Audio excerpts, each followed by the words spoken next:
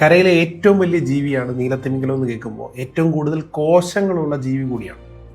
അപ്പോൾ അത്രയും കോശങ്ങളുടെ വിഭജനം, സെൽ ഡിവിഷൻ നടക്കുമ്പോൾ അതിനകത്ത് തെറ്റ് വരാനുള്ള സാധ്യത കൂടുതലായിരിക്കുമല്ലോ. അങ്ങനെ വന്നു കഴിഞ്ഞാൽ നീലത്തിമിംഗലത്തിന് ക്യാൻസർ വരാനുള്ള സാധ്യത കൂടുതലായിരിക്കില്ലേ എന്ന് ചോദിച്ചു കഴിഞ്ഞാൽ അല്ല. കാര്യം നമ്മൾ മനുഷ്യരെ അപേക്ഷിച്ച് നീലത്തിമിംഗലത്തിന് ക്യാൻസർ വരാനുള്ള സാധ്യത വളരെ വളരെ വളരെ കുറവാണ്. ഈ സെൽ ഡിവിഷൻ നടക്കുമ്പോൾ ഉണ്ടാവുന്ന തെറ്റുകളെ തിരുത്താനായിട്ടുള്ള ചില അഡാപ്റ്റേഷൻസ് തിമിംഗലത്തിനുണ്ട്. അത്തരത്തിലൊരു അഡാപ്റ്റേഷൻ നമുക്ക് കിട്ടിയില്ലല്ലോ എന്ന് ആലോചിച്ച സമയത്തൊന്നും സയൻസിന്റെ നടുമുറ്റത്ത് വളർന്ന ആ മുല്ലയൻ ശ്രദ്ധിച്ചിട്ടുണ്ടായിരുന്നു.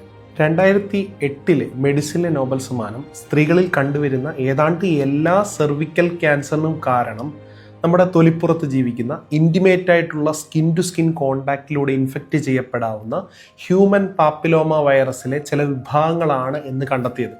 അതിനുശേഷമാണ് നമ്മുടെ ഇമ്മ്യൂണിറ്റി സിസ്റ്റത്തിനെ ഈ വൈറസിനെതിരെ എങ്ങനെ ഫൈറ്റ് ചെയ്യാം എന്നുള്ള ട്രെയിനിങ് കൊടുക്കുന്നതിന് വേണ്ടി നമ്മൾ HPV വാക്സിൻ ഡെവലപ്പ് ചെയ്തു.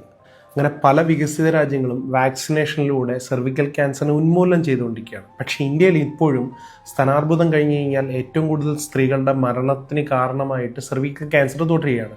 ഓരോ 7 മിനിറ്റിലും ഒരു സ്ത്രീയാണ് സെർവിക്കൽ ക്യാൻസർ മൂലം മരിക്കുന്നത്. പൊതുവെ HPV വാക്സിനേഷനെ കുറിച്ചുള്ള ഏറ്റവും വലിയ തെറ്റിദ്ധാരണ ഇത് സ്ത്രീകൾക്ക് വേണ്ടി മാത്രമുള്ളതാണ് എന്നതാണ്. അമേരിക്കയിൽ HPV മൂലം ഇന്ന് ഏറ്റവും കൂടുതൽ കണ്ടുവരുന്നത് പുരുഷന്മാരുടെ തൊണ്ടയിലെ ക്യാൻസറാണ്. എന്താണ് അതിന് കാരണം? HPV വാക്സിനേഷനെ കുറിച്ചുള്ള അവയർനെസ് പുരുഷന്മാർക്കിടയിൽ കുറവായിരുന്നിരിക്കും. സ്ത്രീകളെ അപേക്ഷിച്ച് വളരെ വളരെ ചുരുക്കം ചില പുരുഷന്മാർ മാത്രമായിരിക്കും HPV വാക്സിനേഷൻ എടുത്തിട്ടുണ്ടാവുക. അപ്പോൾ നമ്മുടെ നാട്ടിൽ പുതിയതായിട്ട് തുടങ്ങിയ മെൻസ് കമ്മീഷൻ ഇത്തരം കാര്യങ്ങളിൽ അവയർനെസ് കൊടുത്തു കഴിഞ്ഞാൽ അത് വളരെ നല്ലൊരു കാര്യമായിരിക്കുമെന്ന് പ്രത്യാശിക്കുകയാണ്. കുട്ടിയായിരിക്കുമ്പോൾ തന്നെ ഈ വാക്സിനേഷൻ എടുക്കുക എന്നുള്ളത് തന്നെയാണ് ഏറ്റവും നല്ല സൊല്യൂഷൻ. എന്നോട് ഈ വിഷയത്തെക്കുറിച്ച് സംസാരിക്കണമെന്ന് ആവശ്യപ്പെട്ടതും എനിക്ക് മുഴുവൻ ഇൻഫർമേഷൻസ് തന്നതും സുഹൃത്തായ ഡോക്ടർ ബാദുഷയാണ്. കാര്യം ഈ വീഡിയോയ്ക്ക് ഭാവിയിൽ ഒരുപാട് ജീവൻ രക്ഷിക്കാൻ സാധിച്ചേക്കാം എന്ന പ്രതീക്ഷയുണ്ട് ഞങ്ങൾക്ക് രണ്ടുപേർക്കും.